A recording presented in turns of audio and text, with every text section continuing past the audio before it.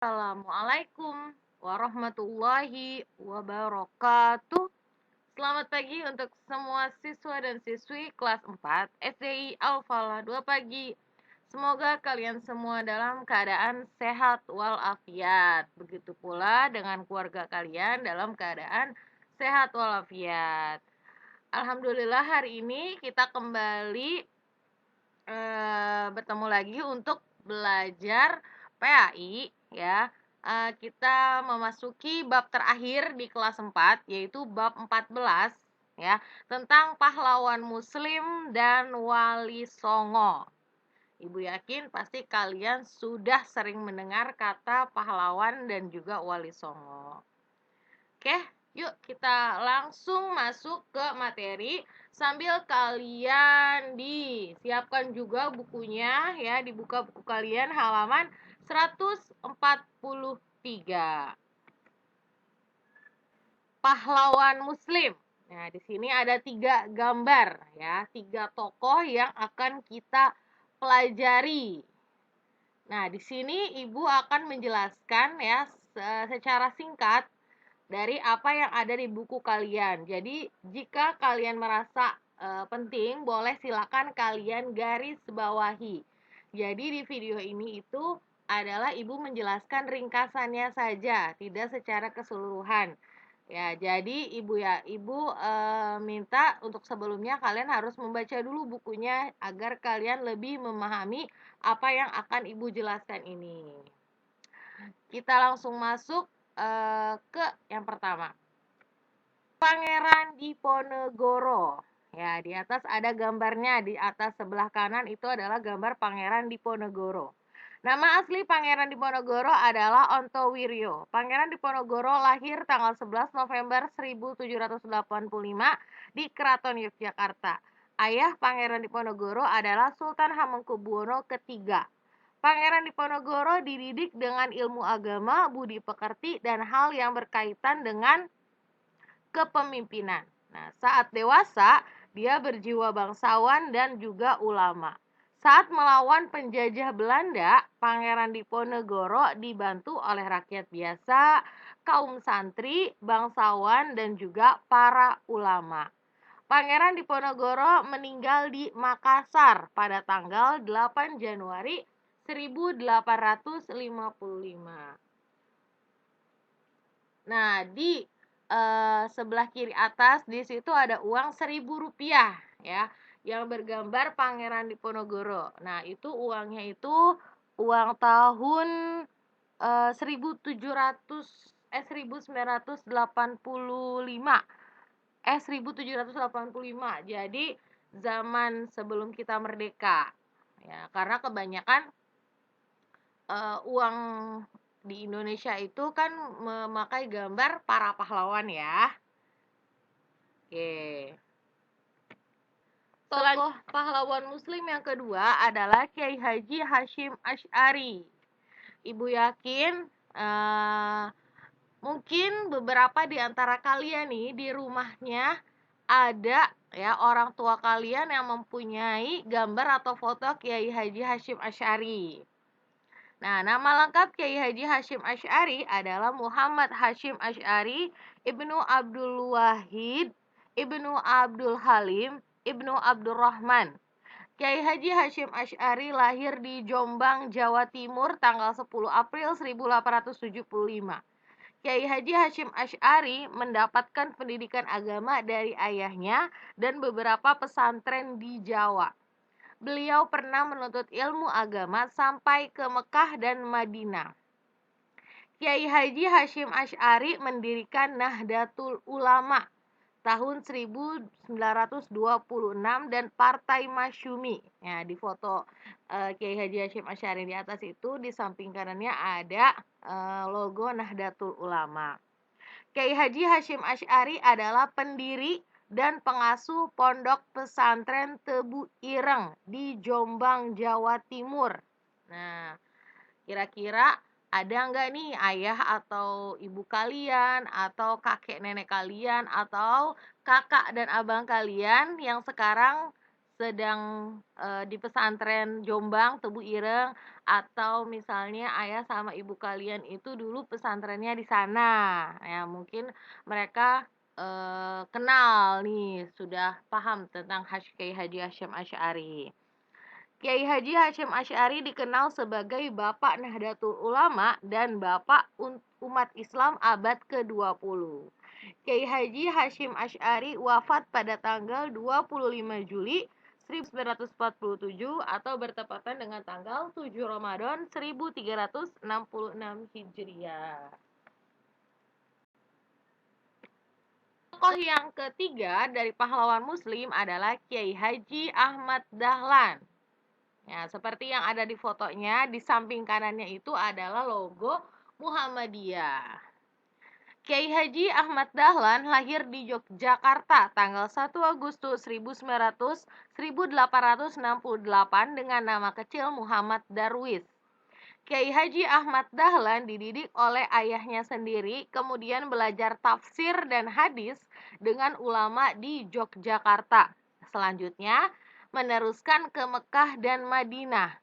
Kiai Haji Ahmad Khotib dari Minangkabau merupakan guru Kiai Haji Hasyim Asy'ari dan Kiai Haji Ahmad Dahlan.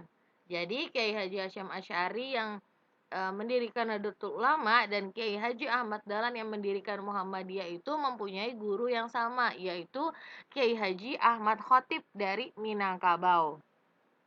Kiai Haji Ahmad Dahlan mendirikan Muhammadiyah tahun 1912, Pondok Pesantren Muhammadiyah tahun 1921, dan SD Muhammadiyah serta Holland Inline School atau HIS dan Sekolah Pendidikan Guru tahun 1923.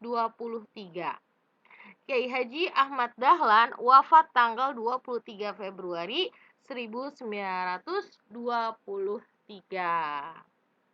Nah, tadi itu adalah 3 pahlawan muslim ya yang sudah kita pelajari ya. Jadi kalau misalnya kalian ada yang udah tahu beberapa ya alhamdulillah. Kalau misalnya kalian ada yang baru tahu berarti kalian menambah pengetahuan lagi.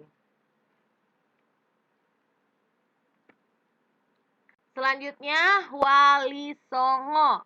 Nah, di sini udah ada gambar 9 Wali Songo. Ya, jadi Wali Songo itu ada 9 orang. Ya, nama-namanya siapa aja sudah tertera di gambar dan di buku kalian juga ada ya di halaman 145.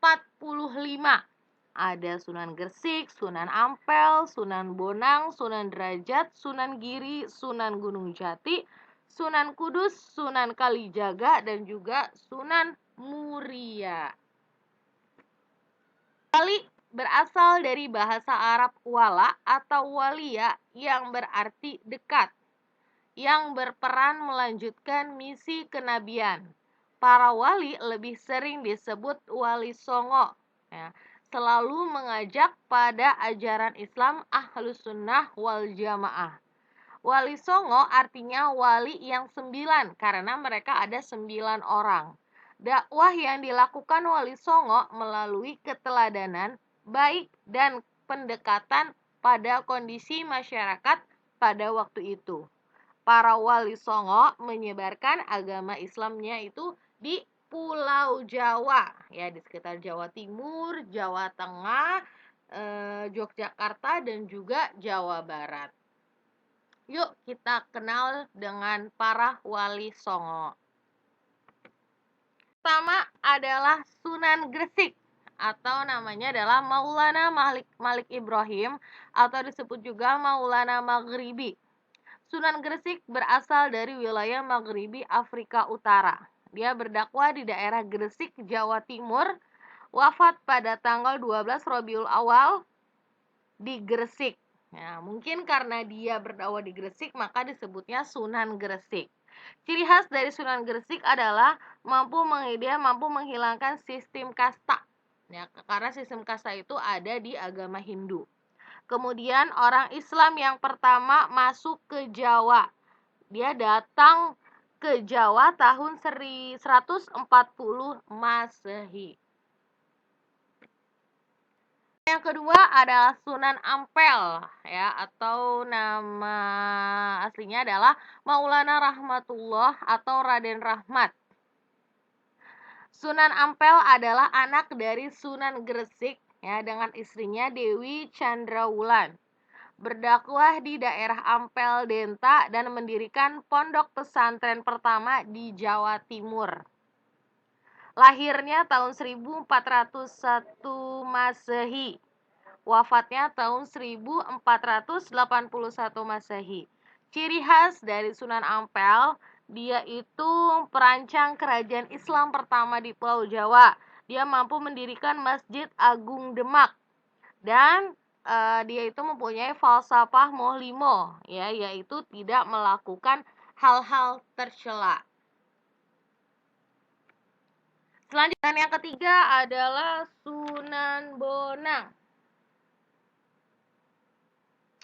Sunan Bonang ya, atau nama aslinya adalah Raden Maulana Makhdum Ibrahim. Sunan Bonang ini adalah anak dari Sunan Ampel dan Nyai Ageng Manila. Ya, jadi Sunan Bonang ini bisa juga disebut adalah cucunya dari Sunan Gresik karena mukanya mirip semua ya. Nah, Sunan Bonang ini berdakwah di daerah Bonang dan di Tuban, Jawa Timur. Lahirnya di Apel Denta tahun 1465 dan wafat tahun 1525 Masehi dan dimakamkan di kota Wali Tuban. Ciri khas dari Sunan Bonang, dia berdakwah menggunakan kesenian rakyat, yaitu gamelan yang disebut bonang. Ya, mungkin karena itulah dia disebutnya Sunan Bonang. Dia itu menciptakan karya sastra yaitu suluk atau ilmu suluk. Ya, disimpan di Universitas Leiden, Belanda. Dan yang terakhir menciptakan tembang Tombo Ati. Mungkin kalian pernah dengar ya tembang Tombo Ati yang dinyanyikan sama Opik. Nah, itu diciptakannya sama Sunan Bonang. Selanjutnya yang keempat adalah Sunan Giri atau disebut juga Raden Paku atau Raden Ainul Yakin. Sunan Giri ini adalah anak dari Maulana Ishak, muridnya Sunan Ampel.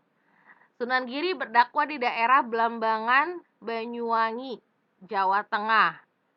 Lahirnya di Blambangan tahun 1420 Masehi ya, dan wafatnya pada pertengahan abad ke-16 Masehi dan dimakamkan di Gresik, Jawa Timur. Ciri khas dari Sunan Giri, ya, memiliki ilmu laduni atau ilmu yang datang langsung dari Allah tanpa perantara manusia dan juga diberi gelar Ainul Yakin.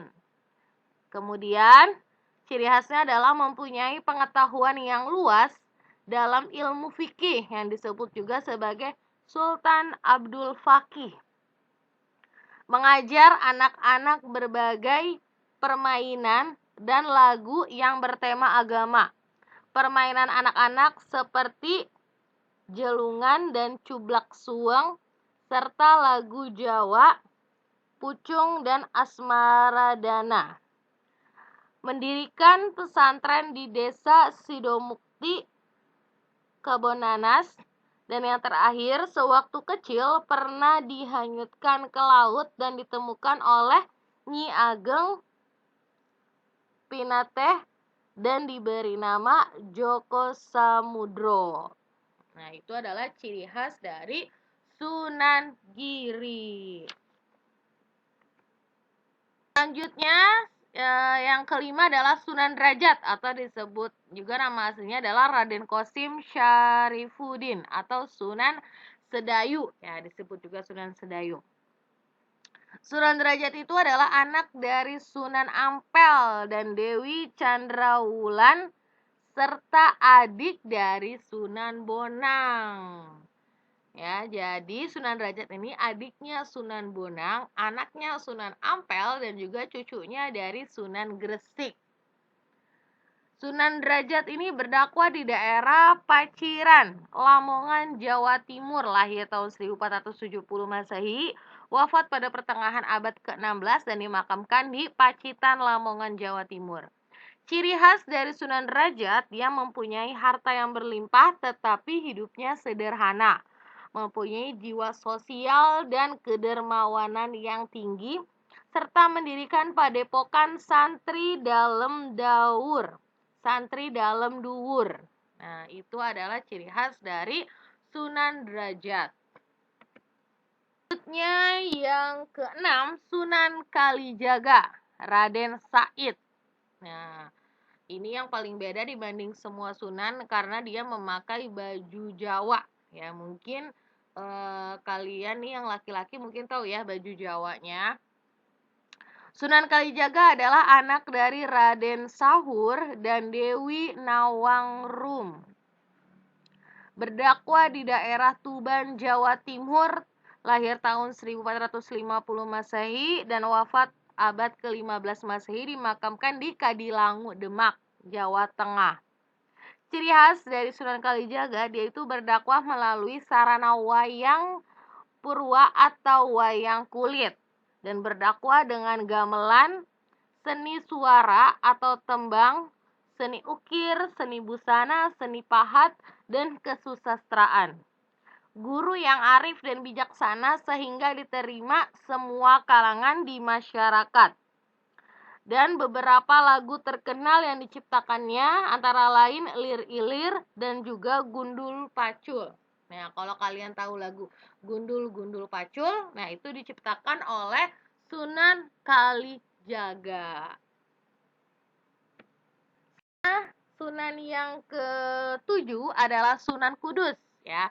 Disebut juga Raden Jafar Shodiq. Sunan Kudus adalah anak dari Raden Utsman Haji atau Sunan Gudung dan juga Syarifah Ruhil. Berdakwah di daerah Kudus, wafatnya tahun 1550 Masehi dan dimakamkan di pemakaman Masjid Menara Kudus. Menara Kudus itu sangat bagus ya karena Buria sendiri sudah pernah berziarah ke sana. Mungkin ada nih kalian yang udah pernah ikut ayah sama ibunya berziarah ya kan? Ataupun kalau misalnya belum, kalian bisa bertanya ke ibu atau ayah kalian ya. Mungkin ibu atau ayah kalian itu pernah berziarah ke tempat-tempat Wali Songo. Oke, kita lanjutkan lagi ya. Ciri khas dari Sunan Kudus, pertama dikenal sebagai Al-Alim karena dia mempunyai pengetahuan yang luas meliputi ilmu fikih, usul fikih, tafsir, dan juga mantik. Kedua, guru akbar dengan aliul ilmu karena kealimannya. Berdakwah dengan cara-cara Islam yang masyarakatnya masih agama Hindu-Buddha. Terus dia menciptakan cerita keagamaan yang berjudul Gending Mas Kumbang dan Mijil. Yang kelima, dalam urutan nasab, Sunan Kudus itu keturunan dari Nabi Muhammad melalui garis silsilah Husain bin Sayyidah Fatimah bin Nabi Muhammad. Allahumma sholli wa sallim wa barik alaihi. Jadi Sunan Kudus ini ya masih keturunan Nabi Muhammad dari silsilah cucunya Nabi yaitu si Husain bin Sayyidah Fatimah. Sunan yang ke-8 adalah Sunan Muria atau nama aslinya adalah Raden Umar Said. Sunan Muria adalah anak dari Sunan Kalijaga, berdakwah di pedesaan di Pulau Jawa, Jepara, Tayu, Juwana, Kudus, dan Pati. Wafatnya pada abad ke-16 Masehi dan dimakamkan di Gunung Muria, Kudus. Nah, waktu Buria berziarah ke Sunan Muria, ya, jadi tempatnya itu ada di gunung, ya. Jadi di Gunung Muria, benar. Jadi kalau misalnya kita mau ke sana itu, kita mesti melewati banyak anak tangga. Ya, atau seperti kayak kita mendaki gunung ya, tapi tidak seperti gunung ya. Banyak rumah-rumah juga di sana tapi memang lumayan tinggi dan dia itu tempatnya benar-benar ada di atas gunung. Ciri khas dari Sunan Muria yaitu berdakwah dengan wayang, gamelan, dan juga kesenian. Berdakwah dengan tembang sinom, ya, ramah tamah, dan juga kinanti atau gembira. Mampu menyelesaikan masalah di kalangan masyarakat dengan kealiman dan kearifan yang dimilikinya. Itulah ciri khas dari Sunan Muria. Ya, adalah Sunan Gunung Jati atau Syarif Hidayatullah. Sunan Gunung Jati ini adalah satu-satunya sunan yang berdakwah di Jawa Barat, tepatnya di Cirebon, ya. Sunan Gunung Jati adalah cucu dari Raja Pajajaran dan Prabu Siliwangi. Ayahnya Syarif Abdullah dan ibunya Nyai Rara Santang. Berdakwah di daerah Cirebon, Jawa Barat, wafat pada tahun 1570 Masehi dan dimakamkan di desa Astana Gunung Jati, Cirebon dan berusia 120 tahun. Ciri khas dari Sunan Gunung Jati mendirikan Kesultanan Pakungwati atau Kesultanan Cirebon, raja pertama yang bergelar sultan serta mempunyai gelar Raja Padita karena dihormati oleh Kerajaan Demak dan juga Kerajaan Pajang. Nah, itu tadi ke-9 Wali Songo, ya, Sunan. Mulai dari Sunan Gresik sampai yang terakhir adalah Sunan Gunung Jati.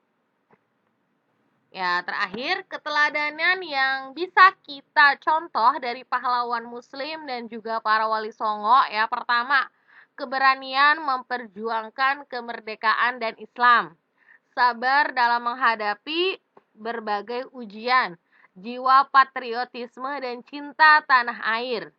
Gigih dalam menyebarkan agama Islam serta rendah hati ketika bergaul dengan masyarakat dan juga siapa saja. Alhamdulillah, sekian untuk pembahasan hari ini, ya. Jika kalian masih ada yang belum dipahami, kalian bisa mengulang kembali videonya, ya. Atau misalnya kalian bisa bertanya langsung ke Buria melalui WA. Sekian untuk pembelajaran hari ini. Semoga kita semua diberikan kesehatan oleh Allah Subhanahu wa taala. Amin. Wassalamualaikum warahmatullahi wabarakatuh.